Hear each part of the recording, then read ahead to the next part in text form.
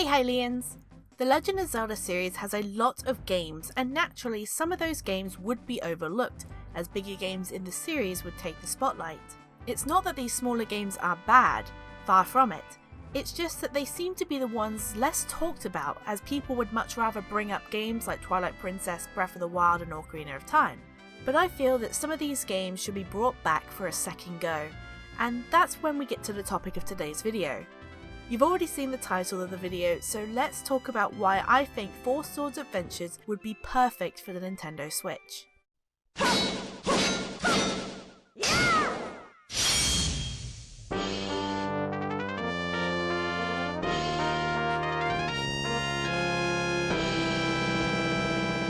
First things first, at the time of this video nothing has been confirmed or even hinted at for Four Swords coming to the Nintendo Switch.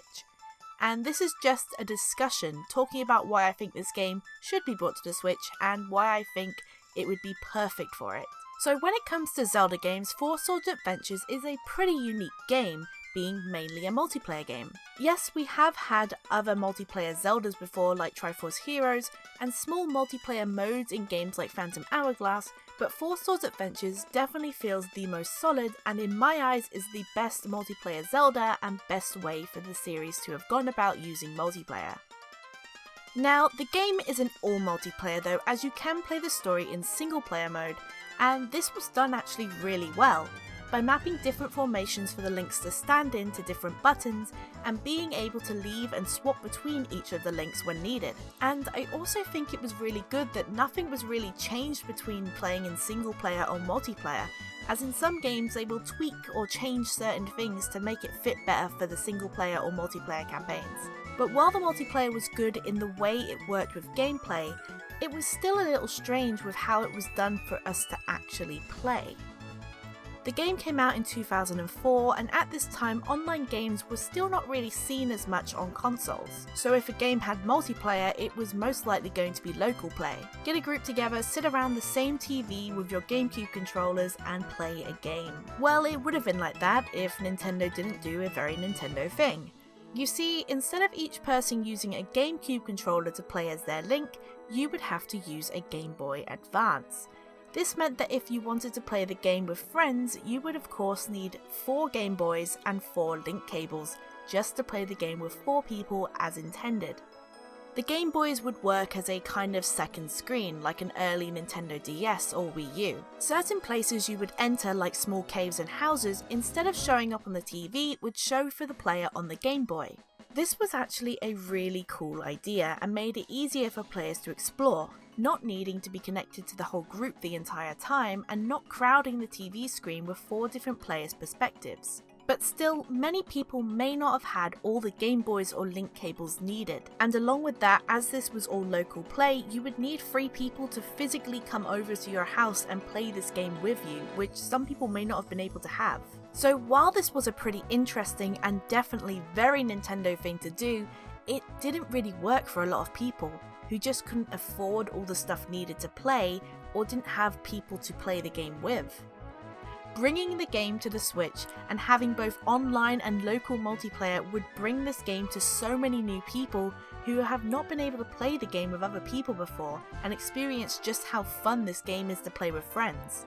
Now, some things would need a little bit of tweaking, like how the smaller screens would work, as we don't have 2 screens on the Nintendo Switch. I think when playing online, when you go into a house, you should have the smaller screen show up for you on your TV or Switch, like how it was done in the single player originally. This would also work if playing the game locally with other people who are also using a Switch. But when playing all on the same Switch, it may get a little complicated. The best way I can see this working is having the smaller screens pop up on the TV in each corner, or having everyone need to go to the same place at the same time. Having everyone together may slow down the game a little, but I feel this would still work fairly well if only used for the local multiplayer on one system. Another reason I feel this game would be perfect for the Switch is the Nintendo Online service. The service has been around for a little over a year now, and while I feel it has improved since it was first released, there are always more things they can do. One thing I feel that Nintendo needs to focus on is more online games. The main games I feel people play online are Smash Bros, Mario Kart and Splatoon. There are other online games, but I feel these are the ones most played online. I think Nintendo should be doing a lot more with their online, whether it's bringing us smaller online functions to games like scoreboards, or what I'd like to see more online games. Four Swords Adventures is a game that I feel would work perfectly with this, and like I said before, it's a game that a lot of people never got to properly experience the multiplayer with. I personally know a good amount of people who would be really happy to see this game come to the Switch with online, and some who, when talking about this topic with, have said that they would actually get the online service if they brought Four Swords to the Switch. Now, Nintendo did have online with Triforce Heroes, a game which is a kind of spiritual successor to Four Swords, but didn't hold up to it in my eyes. One big thing with that game which made it more troublesome than it had to be is that everyone was sharing hearts. Meaning if someone wanted to, they could simply keep jumping off the stage to troll a team. Luckily in Four Swords Adventures this is not the case, as every player has their own health. So if you play Triforce Heroes and were not a fan of how that played online, you would have a much better time with Four Swords Adventures. And while most of this game is spent working together to solve puzzles and fight monsters, there is a small competitive side of the game which comes with the Force Gems. Force Gems are found all over the place in this game, and at the end of each round are counted up to see which player got the most. If Nintendo wanted to, they could even put in a small leaderboard showing players' all-time amount of Force Gems. This would add to the replayability of the game for players who want to push their way up the rankings. This could also work with keeping players from trying to sabotage games, as at the end of each level teammates can vote for certain things, like who was the most and least helpful. The person who got the most votes would be given or made to lose gems depending on what the criteria was. Having some type of online leaderboard I feel would be a small bit of extra fun to keep people playing. Along with that, there is one more thing that they could bring to this game which many people have never got to experience. Tetra Trackers. Tetra Trackers or Navi Trackers was an extra mode what was intended to be included with Four Swords Adventures, but never came out outside of Japan. It's not entirely known why this game mode never came out outside of Japan, but it is believed to be because of voice acting, as in this game mode Tetra from the Wind Waker would talk to players. This is still a little fuzzy though, as people who played the demo back at E3 said the game was fully localized, at least what they saw of it. It really is unknown why this game mode never came out, but I feel it could be time to try it again. With Breath of the Wild making many people more comfortable to the idea of voice acting in a Zelda game, if that was the reason for it not coming out originally, it could be a good time to try it again. Another thing I've heard what may have been a reason for it not coming out is something to do with the way Tetra would address the players, as she would say the names or things players type. One way they could easily get around this is having predetermined names for each of the links, like red, blue, green and purple for each colour, or let players pick from a list of Zelda character names like Link, Zelda, Ganon, Tingle, Malon and really any other Zelda character. This would let Tetra already have recorded lines for each of the names what could be picked, so addressing the players would be easy. Because of this game mode never coming out outside of Japan, I'm still not completely sure how this mode even played, but I'd love to get the chance to play it, and I'm sure I'm not the only Zelda fan who would.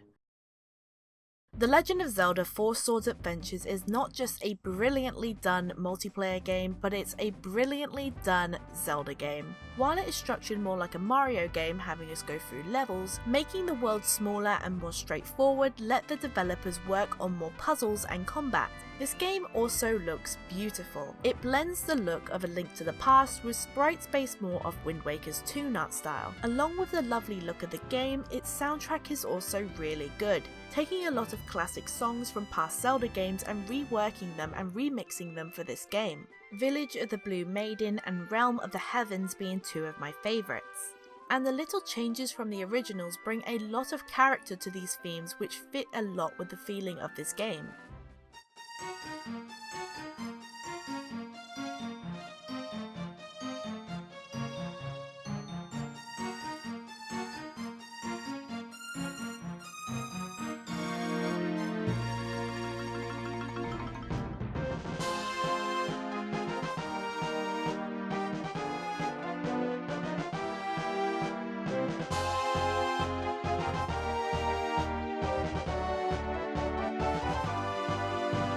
This game, while smaller and overlooked by many, is a fully fledged Zelda game, what I feel would work perfectly on the Nintendo Switch, and I would love to see it return in its original look or even in a full remake.